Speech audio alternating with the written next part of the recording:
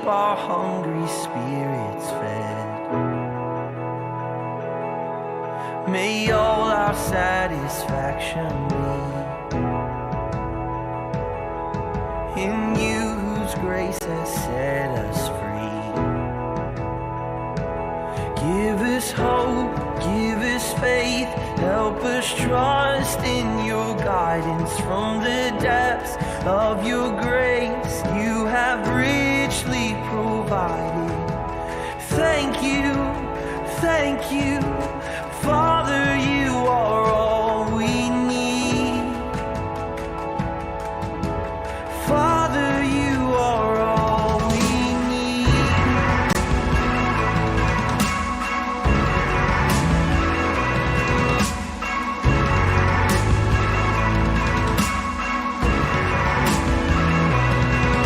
Forgive us all our trespasses,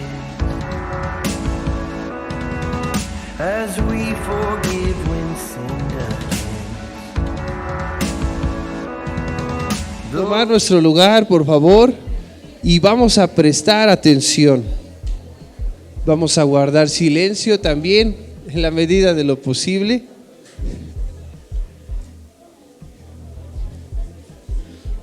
Disculpen por interrumpirlos, hermanos. Los veía muy cómodos, la verdad, pero ya más tarde podrán platicar.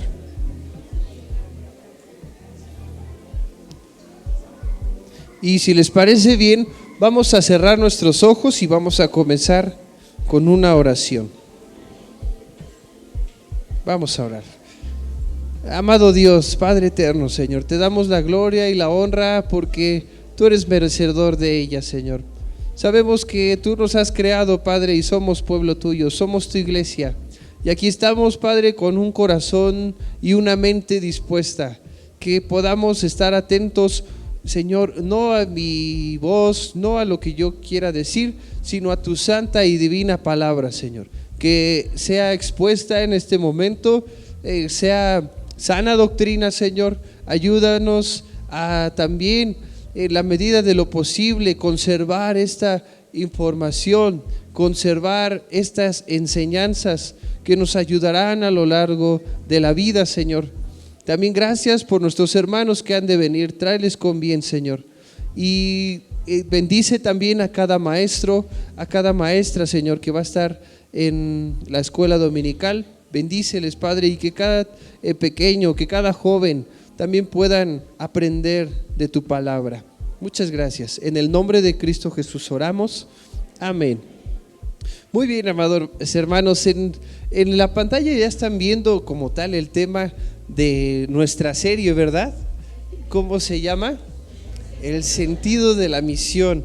Leer este libro histórico acerca de el nombre completo, Hechos de los Apóstoles, es una hermosura, es algo que llena nuestros corazones. Saber tu origen es importante.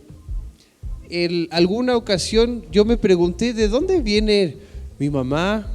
¿De dónde viene mi papá?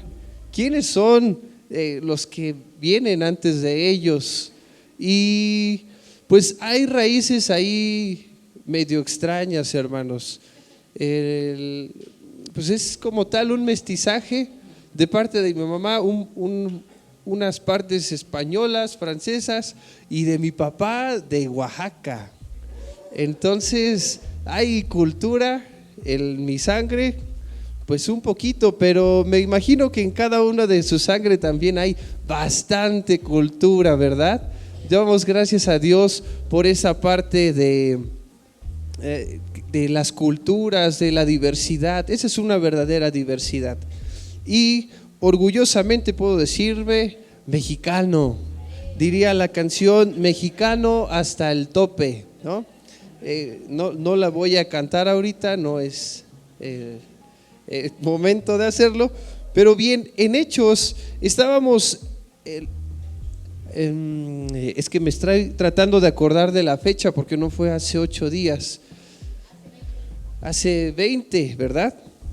Veíamos acerca de la historia de la iglesia y cómo iba creciendo, y del personaje principal que veíamos era de Esteban, ¿recuerda usted?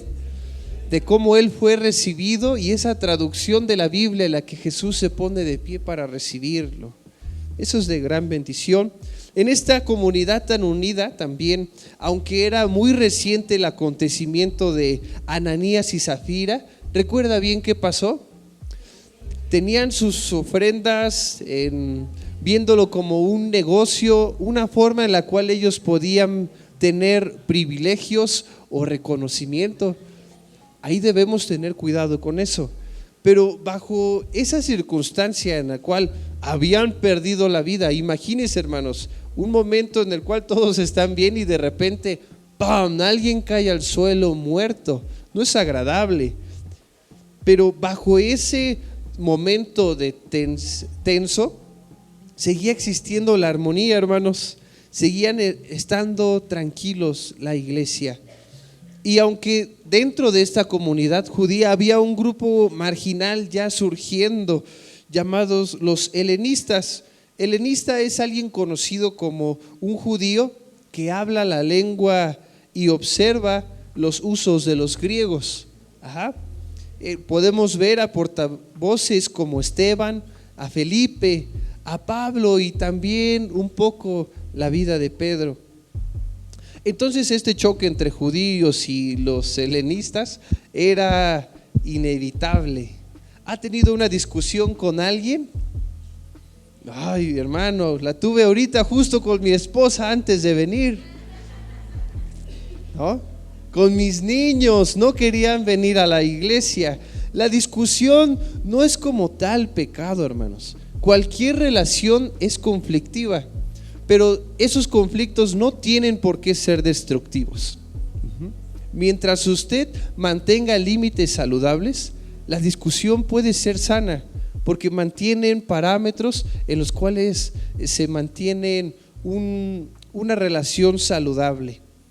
Entonces, el día de hoy veremos tres formas a lo largo del capítulo 8 y 9 de Hechos de los Apóstoles, en cómo nosotros, usted y yo, podemos tener, escuche bien, buenas intenciones, pero realmente podríamos estar pecando. Tenemos algo bueno que dar, pero dentro de nosotros, incluso pudiera ser nuestro inconsciente, tiene otra razón o otro motivo para hacerlo. El tema de hoy se llama bonito por fuera, podrido por dentro. Un tema, a mi parecer, interesante, ¿no? Me imagino a la manzana, una manzana hermosa por fuera, pero podrida por dentro, desgastada, algo que usted descubre hasta que la muerde o hasta que la parte, ¿no? El primer problema que vemos en la iglesia en el capítulo 8 es el orgullo nacional y el prejuicio racial. Esto es un tema que abarca pues prácticamente todo el libro de Hechos. Desde los evangelios ya veíamos este problema. Y vamos al versículo 1 y al 3 de Hechos capítulo 8. Dice así: y Saulo consentía en su muerte. En aquel día hubo una gran persecución contra la iglesia que estaba en Jerusalén, y todos fueron esparcidos por las tierras de Judea y Samaria, salvo ¿quién? Los apóstoles y hombres piadosos llevaron a enterrar a Esteban e hicieron gran llanto sobre él. Y Saulo asolaba la iglesia y entrando casa por casa arrastraba a hombres y a mujeres y los entregaba en la cárcel.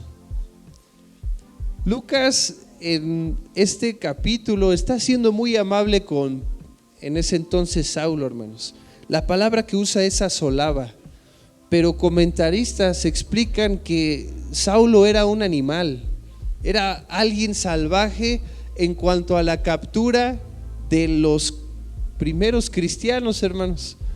Era alguien agresivo en cuanto a llevar presos a las personas. Aquí no se menciona como tal que Pablo los asesinara, sino que los entregaba.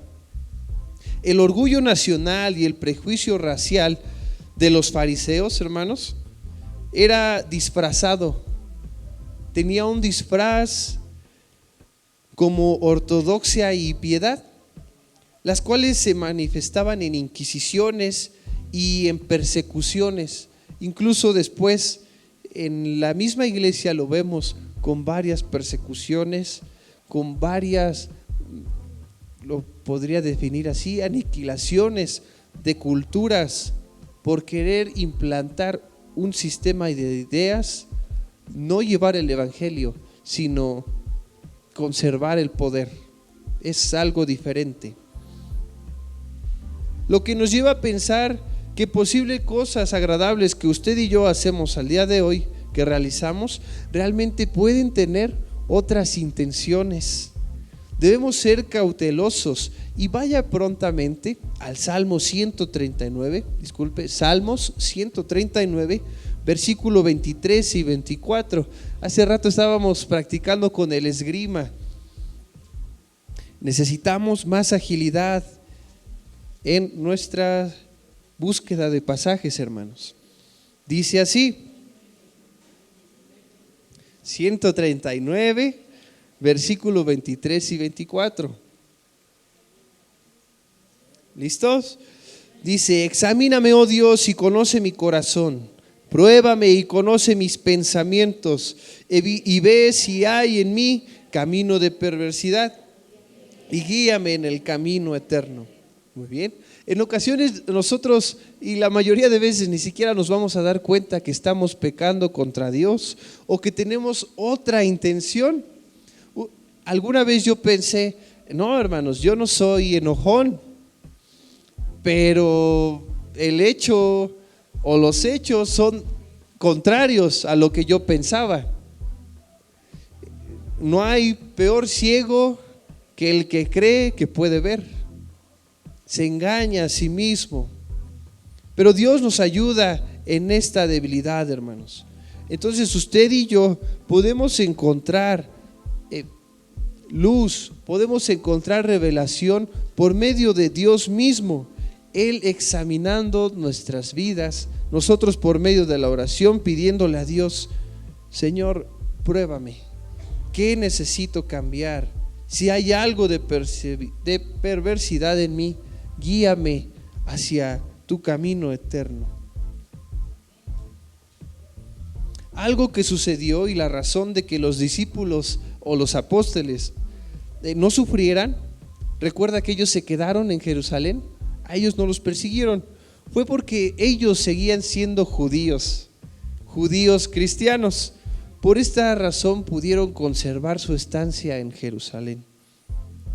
A los que corretearon, hermanos, fueron a los gentiles, a los que no venían de ascendencia judía. Hubo algunas ejecuciones, algunas muertes, como la de Esteban, dentro de la persecución, pero no pudieron ser muchos debido a que al Imperio Romano le hubiera sido problema, le hubiera sido conflicto saber que estaban impartiendo justicia dentro de sus límites o dentro de su autoridad. Eso no es correcto. Usted no permitiría desorden en su casa, ¿verdad? ¿O sí? No, ¿verdad? Bueno, si es el consentido, si es el hermano menor, él no le hagas nada, él no está haciendo nada, ¿verdad? Pero si es el hermano mayor, qué tunda le toca, ¿verdad? Y si es el hermano de medio, ese, quién sabe si come, no importa, ¿no? Es un chiste que tienen así los hermanos. Ahora avance al versículo número 4. Dice: pero los que fueron esparcidos iban por todas partes anunciando el evangelio. El versículo 4 es un desafío para cada uno de nosotros: difundir el mensaje del evangelio a donde sea que vayamos. Ahora, no menciona en ningún momento que los que fueron esparcidos iban por todas partes quejándose y renegando a Dios, diciendo: ¿por qué Dios permitió esto? ¿Por qué Dios dejó que nos quitaran nuestros hogares? ¿Se puede imaginar ese versículo 4 diciendo estas palabras? Claro que no, sino que ellos fueron esparcidos e iban anunciando a todas partes, anunciando el evangelio. Discúlpeme, ahí lo leí al revés. Nuestro sentido, nuestro primer pensamiento en ocasiones es la queja, es decirle a Dios, ¿por qué?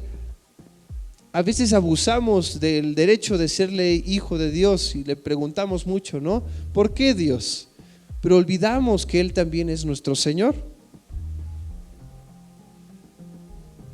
Ellos tenían en claro esto. Había una madurez de su parte que les impulsaba a continuar a pesar de las circunstancias adversas.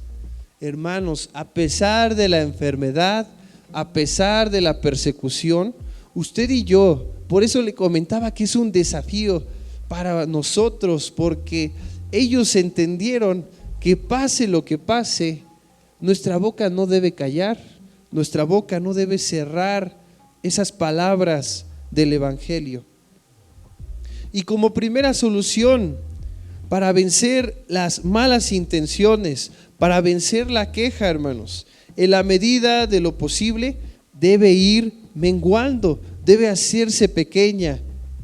Disminuya usted su capacidad de encontrar los errores y aumente su alabanza a Dios. Su adoración debe aumentar. Claro, si usted es inspector de salubridad, no les voy a decir, baja tus parámetros de inspección, o no veas los errores, no veas que están siendo muy descuidados en la cocina. No hablo de eso, hermanos. Estoy hablando de la vida cotidiana. Si usted pasa la vida llenándose o viendo los errores de los demás, no los va a disfrutar. No va a disfrutar, no que disfrute los errores, sino que no va a disfrutar su vida. No va a disfrutar de las personas que tiene a su alrededor. Imagínese a una persona que le ve lo malo a todo. Puede ser también conocida como una persona pesimista. Quizá van a comer algo y dice, híjole, estaba muy salado. Se entiende, ¿no? Comer comida salada se hace al revés, ¿no? La boca. Híjole, estaba muy fría. Van a un supermercado, hay mucha gente.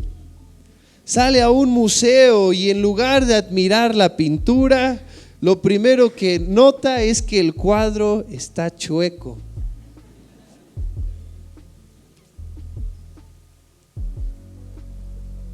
Ya hemos hablado acerca de esto. Si su gratitud es más grande que su queja, no va a vivir. Más bien, si su gratitud es más grande que su queja, usted y yo podremos vivir una vida en plenitud. No le hablo de un falso positivismo, de ver siempre el vaso medio lleno, sino de una actitud que desprende y emana gratitud a Dios por su obra. Gracias, Señor. Gracias por todo lo que haces. Tú eres bendito. Hoy pude despertar un poco antes para alistarme y me pude percatar del hermoso amanecer que había hoy, hermanos. Después de una larga semana de lluvias, un cielo despejado. Y alabar a Dios cuando tengamos la oportunidad. Y cuando esté también el cielo nublado, también alabarlo, ¿no? No debe ser nuestra alabanza, nuestra adoración condicional a Él. Avancemos un poquito más, seguimos ahora con Felipe en Samaria, en el versículo 4.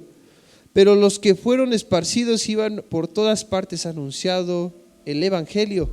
La palabra esparcidos significa hacer la siembra. Se avienta la semilla, hermanos. Es impactante cómo al ser humano le encanta estar bajo presión para poder hacer alguna actividad. Por ejemplo, el mexicano es conocido por entregar las cosas a última hora. Si tiene un compromiso, va a esperar al último momento para entregarlo. Si toca verificar el auto, va a esperar hasta los últimos días del mes para ir a hacer fila. Aun cuando sabe que va a haber mucha gente, nuestra desidia nos hace retrasar lo inevitable. Más bien, retrasar lo que podríamos evitar. Si nos toca pagar la luz o el agua, será de la misma forma y nos tocará pagar recargos. Nuestro talento, si se puede llamar talento, para aplazar las cosas es sorprendente. Pero la presión también es un buen motivante, la vemos con la persecución. Este movimiento, el cristianismo, hubiera culminado sin la persecución, o no hubiera sido tan rápido el crecimiento. Muchas gracias.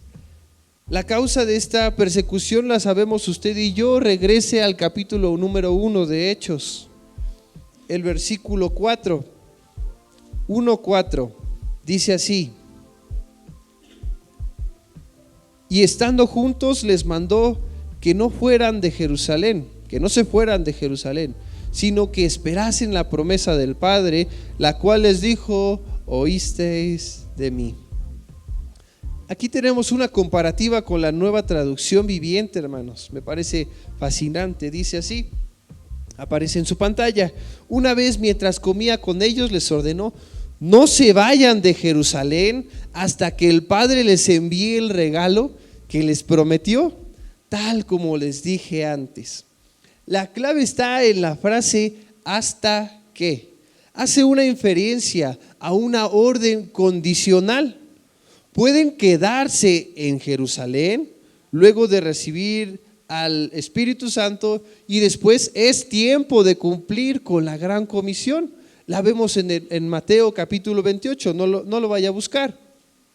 Ya que si hubieran tomado literalmente, quédense, no se vayan de Jerusalén hasta que el Padre les envíe el regalo que les prometió, tal como les dije antes. Si se hubieran quedado, sería en lugar de ser la gran comisión, sería la gran contradicción. No habría forma de esparcir el mensaje si todos se hubieran quedado en Jerusalén. No hubiera habido forma. La instrucción era: quédate hasta que ocurra esto y después ya puedes ir, puedes salir. Porque si no, se contradeciría con el versículo 8. Avance en ese mismo capítulo: pero recibiréis poder cuando haya venido sobre vosotros el Espíritu Santo, y me seréis testigos en Jerusalén, en toda Judea, en Samaria y hasta lo último de la tierra. Entonces, ¿cómo lo harían si no se mueven? Aún no existía la tecnología, hermanos. No existían las redes sociales, por lo que dependían completamente del habla para que ese mensaje fuera predicado. Hermanos, al día de hoy seguimos dependiendo del habla. Tenemos tecnología, pero no es igual. No es suficiente compartir un estado o una publicación con un versículo. Lo conocemos a veces como el versículo del día, ¿no? No es suficiente para compartir el evangelio. Y esto es una frase personal, hermanos, que quiero dejarles a ustedes. Recuerde, un saludo, un buenos días, alegrará el corazón de cualquier persona, pero eso no va a salvar su alma. Cada uno de nosotros tenemos la responsabilidad de abrir nuestra boca, de decirle a las personas que se arrepientan de sus pecados, que sigan a Cristo. Él promete vida eterna a todo el que crea. Entonces, no es suficiente nuestra actitud, no es suficiente nuestro testimonio. Usted debe decirle a las personas que necesitan a Cristo Jesús en sus vidas. Si no, sería incompleto. No digo que no sea válido, sino que no sabrían si usted es musulmán o es testigo de Jehová o es un mormón. Siempre dirían, es un religioso que se porta bien, pero nunca sabrían que Cristo Jesús murió por ellos en la cruz y resucitó. Eso hay que recordárselo a las personas, porque el mensaje dentro de este contexto es muy sonado, es muy famoso el nombre de Jesús, saben quién es, pero debemos recordarles qué hizo Él, qué está haciendo Él por ellos justo ahora, intercediendo por nosotros, por los que ya creemos. Pero mientras no acepte su salvación, estaría en enemistad con Dios. La ira de Dios estaría sobre él y no sobre Cristo, como así lo hizo en la cruz. Esa ira se descargó sobre Cristo para dar perdón a todo el que cree. Y cuando Felipe predica a los samaritanos, hermanos, este pueblo tiene una población mixta. Eran descendientes de habitantes del reino de Israel que sobrevivieron a la destrucción del año 722 a.C. Pero también había colonos asirios que vinieron a llenar el lugar por los deportados. Los judíos habían olvidado que toda la raza judía, el pueblo de Israel como tal, surgieron de mezclas. Algunos ejemplos de este mestizaje fueron: Moisés se casó con una madianita, también Jacob engendró hijos de Bilha y Silpa, siervas de Raquel y Lea. Judá tenía hijos de una cananea, David descendió de Ruth, una moabita. El capítulo 10 de Esdras está lleno de estos matrimonios de personas que no eran del mismo pueblo. El racismo era un problema y tristemente sigue siendo un problema al día de hoy. Todavía el siglo pasado en Estados Unidos sonaba mucho el racismo, cosas específicas para un grupo específico, baños específicos para personas de cierto color. ¡Qué atrocidad! Y el comentarista nos dice: la estupidez pertenece a toda la raza humana, no solamente a una parte. Entonces, este pensamiento de hacer a un lado a un grupo no es nuevo, hermanos. Lleva siglos y siglos ocurriendo y es nuestra responsabilidad corregir esto. Si hubiera algún problema de racismo en nuestras vidas, debemos entregárselo a Cristo. Algo que siento que el mexicano batalla más es con el clasismo, tratar a la persona según su situación económica. Si viniera alguien trajeado, ¿usted le recibiría bien? Diría, es alguien importante. Si viniera alguien en situación de económica vulnerable, ¿lo seguiría tratando igual de bien? Yo espero que sí, no los voy a ver a nadie. No he visto a nadie haciendo algo así, pero es importante predicarlo, porque sí viene la enseñanza en la palabra de Dios. Entonces, podemos disfrazar una buena intención, pero sigue siendo mala. ¿Cómo dicen acerca de una persona que se maquilla y que sigue siendo aunque la mola se vista de seda, mona se queda? Eso es una realidad. Si su mala intención es disfrazada, sigue siendo una mala intención.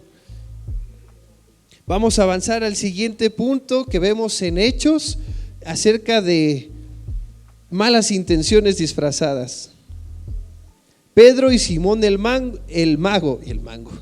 Hechos capítulo 8 del 5 al 13, vamos a darle lectura. Entonces Felipe, descendiendo a la ciudad de Samaria, les predicaba a Cristo.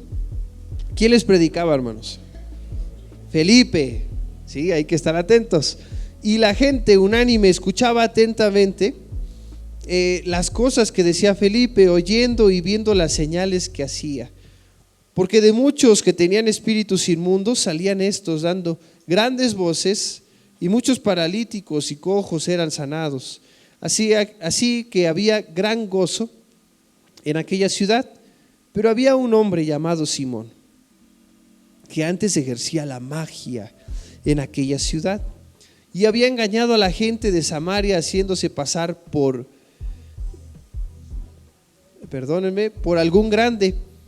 A este oían atentamente todos, desde el más pequeño hasta el más grande, diciendo: este es el gran poder de Dios. Y le estaban atentos porque sus artes mágicas les habían engañado por mucho tiempo. Pero cuando creyeron a Felipe, que anunciaba el evangelio del reino de Dios y del nombre de Jesucristo, se bautizaban hombres y mujeres.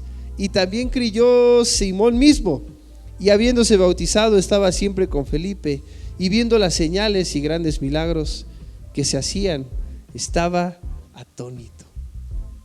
Pareciera una buena intención la de Simón, de haberse bautizado, de haber acercado su vida a la vida de Felipe.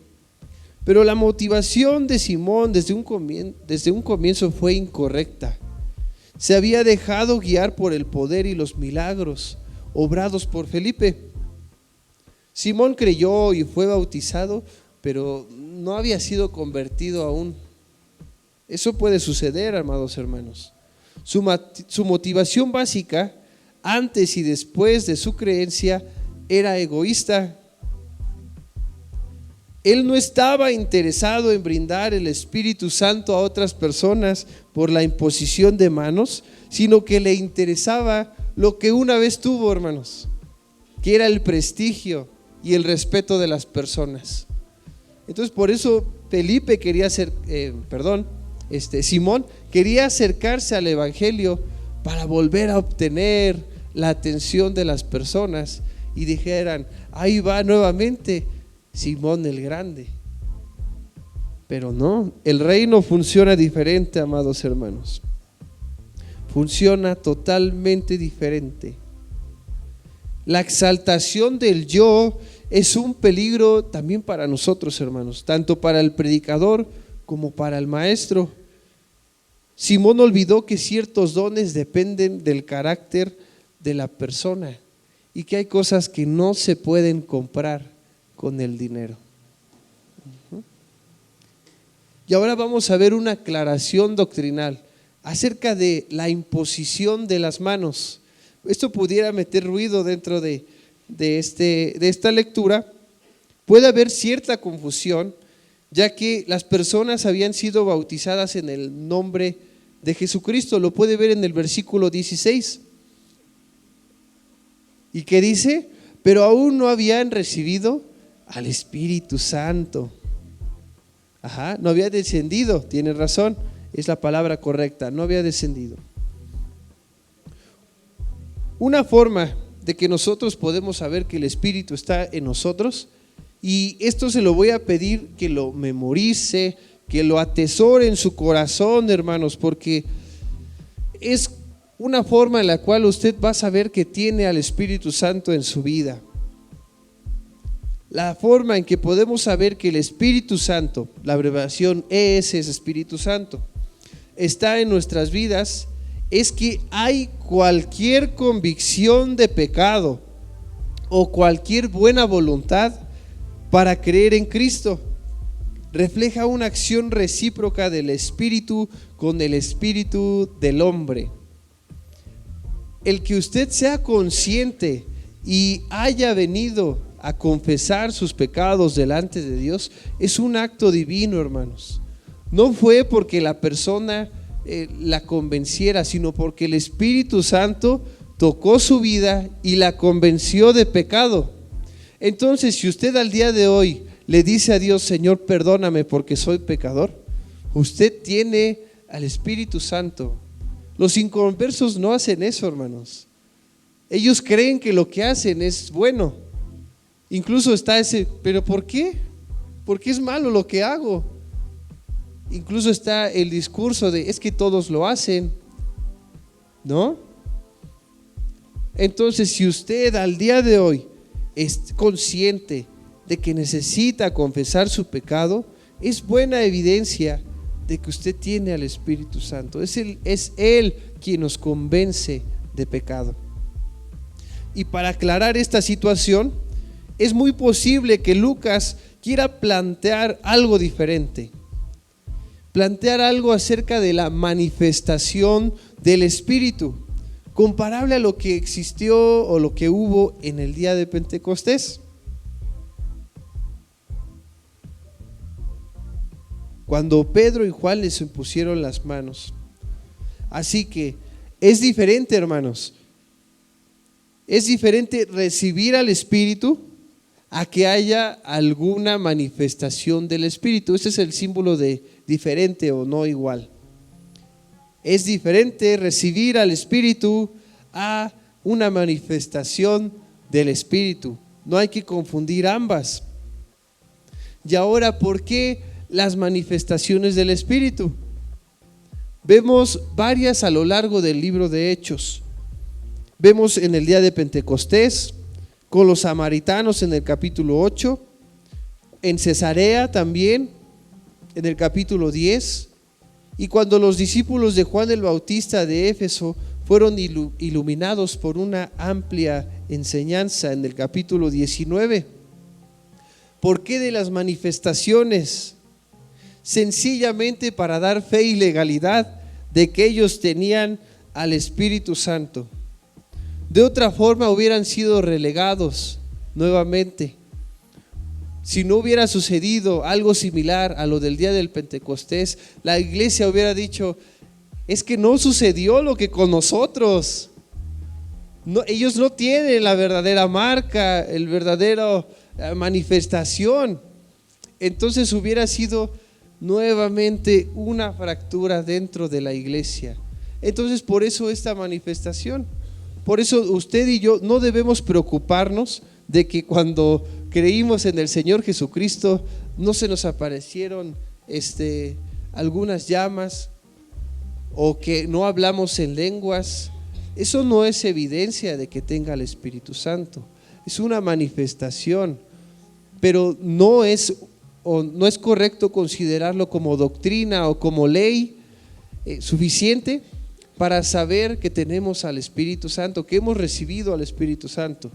Entonces, el etíope, el eunuco, él no hubiera tenido al Espíritu Santo si pensáramos lo contrario, porque él no habló en lenguas, tampoco hubo ningún apóstol con él que le impusiera las manos, pero sabemos que él llegó a arrepentimiento y que sobre él estaba el Espíritu Santo.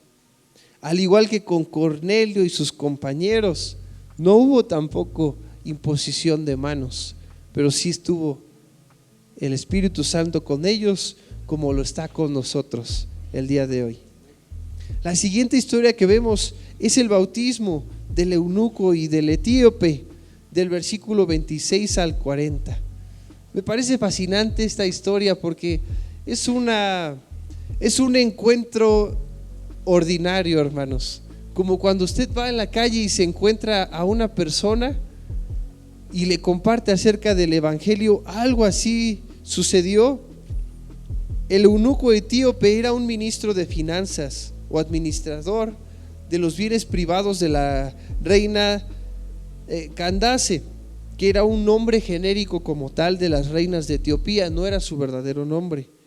Le pareció bien a Lucas añadir esta condición como eunuco, un hombre a quien se le extirpa los órganos sexuales. Lucas no quería quemarlo a él, decirle, mírenlo, ya no tiene algo ahí abajo. No era su intención exponerlo, sino aclarar una situación en la enseñanza. Dentro de la cultura judía, el no tener los órganos sexuales era considerado como impureza y no se le podía aceptar dentro del pueblo justo por esa condición. Esta ley lo vemos en Deuteronomio 23:1, dice: no entrará en la congregación de Jehová el que tenga mayugados los testículos o amputado su miembro viril. Entonces, si no hubiera existido ese testimonio acerca de el etíope eunuco, nosotros seguiríamos creyendo lo mismo. Es que la palabra de Dios dice que si no tienes algo allá abajo, no puedes ser parte de la iglesia. Y no, vemos una restitución, vemos una integración, un abrazo a personas marginadas de anteriormente, y ahora se le integra a este nuevo cuerpo. El etíope estaba leyendo la Septuaginta, hermanos. Es el Antiguo Testamento en griego.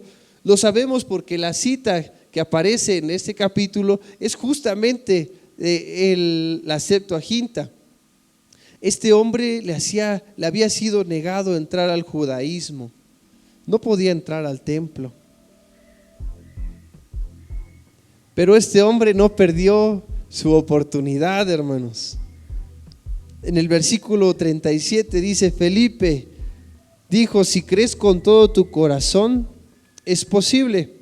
Y respondiendo dijo: creo que Jesús, el Cristo, es el Hijo de Dios. Qué verdad tan profunda, hermanos. Esta confesión no puede ser hecha sin la intervención del Espíritu Santo, hermanos.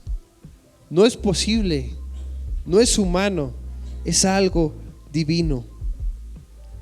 Entonces, nuevamente, pareciera una buena intención marginar a alguien, pero realmente Dios no quiere que nadie se pierda. Él quiere aceptar a personas altas, chaparritas, gorditas, flaquitas, de todo tipo de raza, de cultura. Ese es nuestro Dios, un Dios soberano. Él nos formó, ni modo que nos formara y dijera: bueno, salió feíto, mejor recibimos a la élite, ¿no? Los que sí me salieron bien. No, hermanos, eso no sucede en la iglesia. Vamos a la conversión de Saulo. Vamos a ver un poco acerca de su historia. Sí, espero que ya conozca algo de él.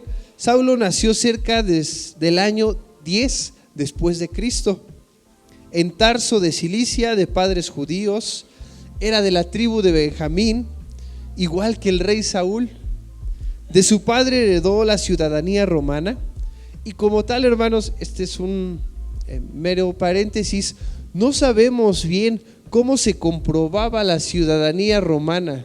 No hay evidencia de si ellos tenían algún tipo de marca o no tenían un INE, hermanos, no tenían una credencial que dijera: yo soy romano. Pablo confesaba que él era romano. Decirse o hacerse pasar por ciudadano romano era considerado también un delito, pero al día de hoy no sabemos como tal cómo funcionaba. Él también tenía una hermana cuyo hijo se menciona en Hechos capítulo 23, 16, y la familia profesaba el farisaísmo. Aproximadamente a los 20 años fue a Jerusalén a formarse como rabino y tuvo por maestro ¿a quién, hermanos? A Gamaliel, exactamente. Él aprendió una vocación y era de hacer las tiendas, no las de abarrotes, hermanos, carpas. Parece que no alcanzó a ser rabino propiamente dicho, o sea, no se tituló. Carajo, otro que no se titula.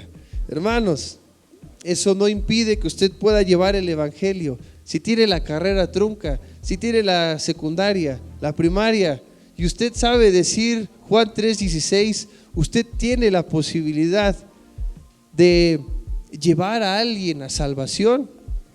No necesita una maestría.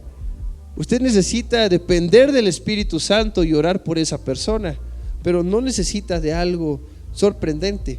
Pero sí hay que aclarar que la preparación de Pablo fue de gran bendición.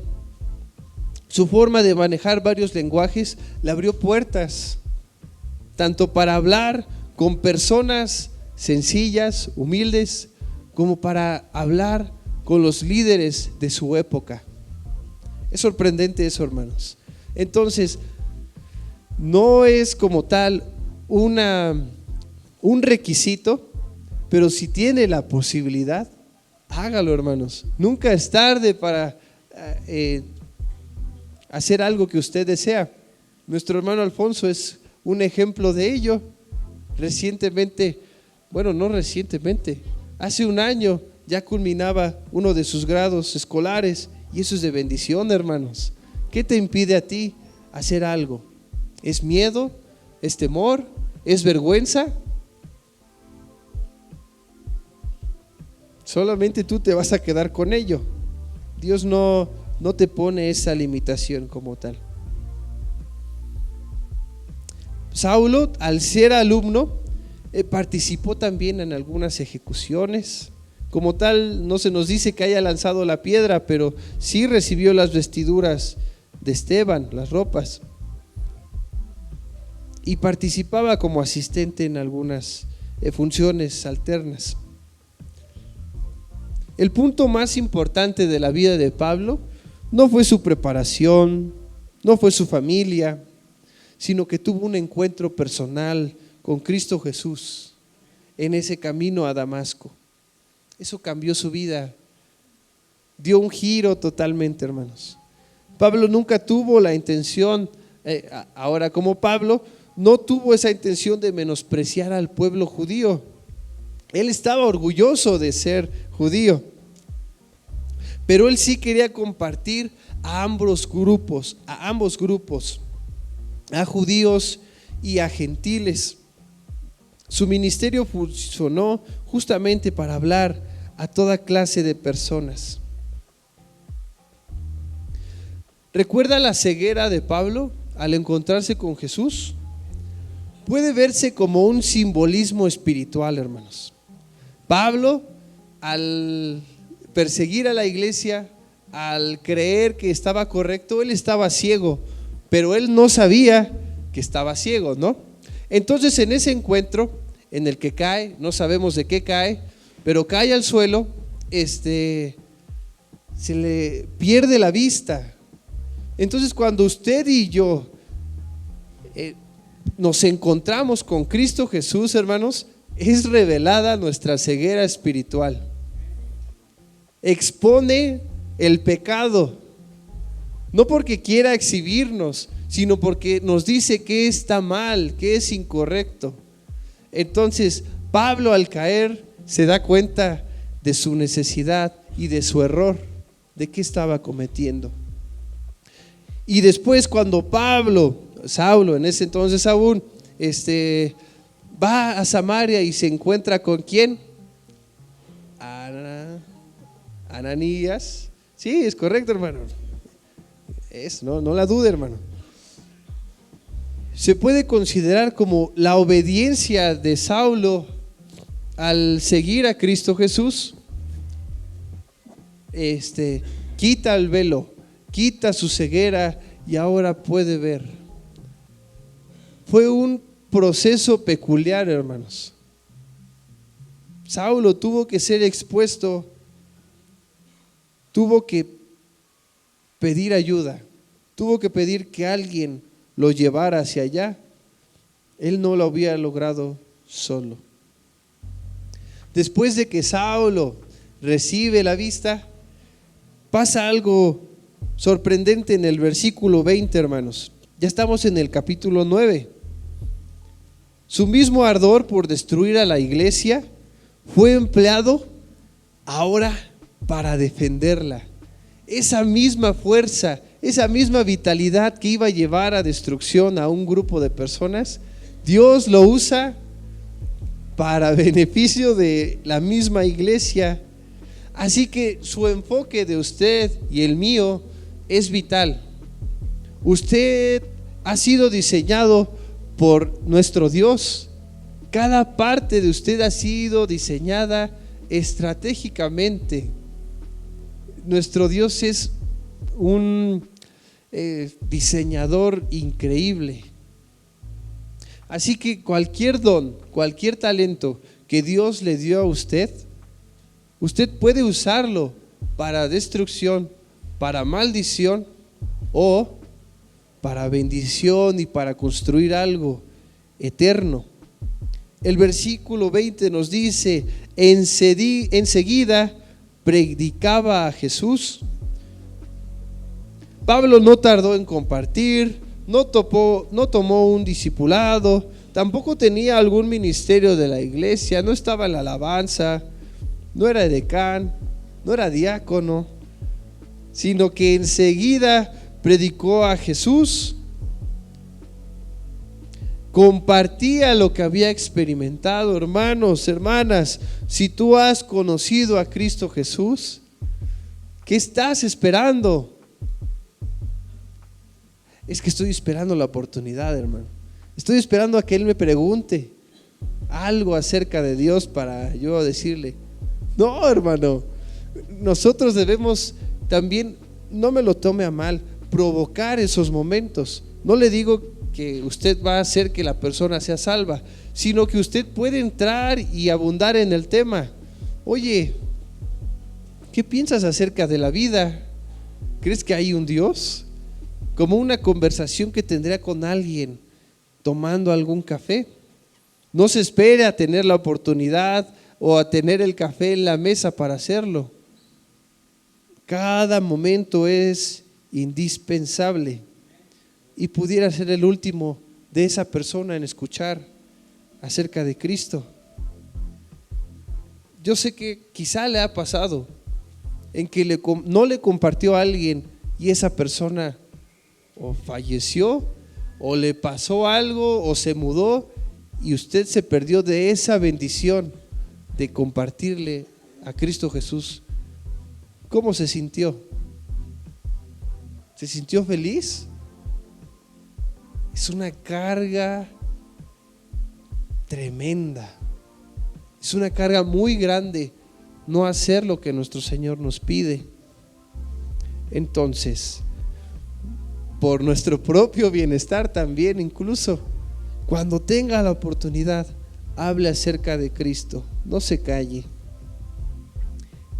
Enseguida. Vamos a avanzar un poco más. El versículo 32. ¿Ya lo tiene? Vamos a dejar un poco a Pablo ya en paz, pobrecito. El versículo 32, hermanos, es una continuación del capítulo 8:25, acerca de la historia de Pedro. Es como cuando en esas series pasan escenas al mismo tiempo, pero por orden. Pasa una escena y después pasa otra escena, pero probablemente surgieron o pasaron en el mismo tiempo. En el versículo 34 vemos la forma correcta de orar por sanidad. Jesucristo te sana, no nosotros. Amén. Jesucristo es el que reprende, no nosotros. Es su poder, nos lo ha prestado, nos lo ha confiado, pero no viene como tal de nosotros, sino es de parte de Dios. También se presenta a Pedro haciendo algo muy parecido a lo que hizo Jesús con el paralítico. El verdadero discípulo hace lo que su maestro hace. Pedro en ese entonces al paralítico le dice: levántate, casi le dice: toma tu lecho y anda, ¿no? Son palabras muy similares las que menciona. Después vemos el milagro con Dorcas, que su nombre griego es Tabita en arameo, el cual significa gacela. Qué bonito el nombre, ¿no? Quiero enseñarles estos mapas, hermanos. Esta trayectoria que Pedro vivió. Primero, al sanar al paralítico, estaba en Lida.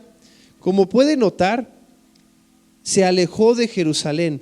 Lida está aproximadamente 50 kilómetros al noroeste de Jerusalén. Entonces su peregrinaje estaba en Jerusalén, después avanza a Lida y después con Dorcas avanza a Cesarea. Es la siguiente. Avanza a Cesarea, ahí está. Ya se movió más lejos. Es Cesarea, hermanos, no Cesarea. No es la que algunas hermanitas tienen, no. Es Cesarea. Qué manchado, ¿verdad, hermanos? Perdónenme. Disculpen ese comentario fuera de lugar. La intención es que usted note la distancia o el peregrinaje que Pedro tuvo que hacer. Se tuvo que alejar físicamente de Jerusalén. Avanzó de Lida y luego a Cesarea. Tomémoslo también como un alejamiento personal, incluso aquí en cuestión cultural, hermanos. Pedro ya no estaba tratando con judíos puros, por así llamarlo, sino con personas gentiles. Entonces viene a ser una preparación para Pedro de lo que va a suceder en el capítulo 10 con Cornelio. Dios prepara a sus siervos, hermanos. Dios aleja, también nos aleja de cosas que creemos correctas, costumbres que no necesariamente tienen que ver con la palabra de Dios, sino con meramente creencias personales. Esos alejamientos de Pedro es un alejamiento también de sus prejuicios judíos. Pedro estaba teniendo que desprenderse también de lo que había sido inculcado. Amados hermanos, les voy a pedir que se levanten, por favor. Ya estamos por terminar. Quizá aquello que crees que hoy haces, que crees hacer correcto, pero realmente puede ser que estés pecando contra Dios. Quizá en este momento no lo sepas, pero el Señor sí nos ayuda y nos prepara para revelárnoslos.